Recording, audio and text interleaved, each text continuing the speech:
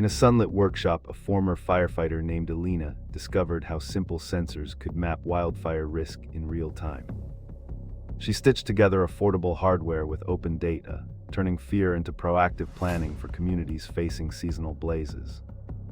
Her startup attracted volunteers, local grants, and a fearless mentor who pushed her to test prototypes in the field. When evacuations sped up and lives were saved, investors finally saw not just technology, but a new kind of courage. Elena's company grew into a trusted platform guiding municipalities, firefighters, and residents toward safer, smarter futures.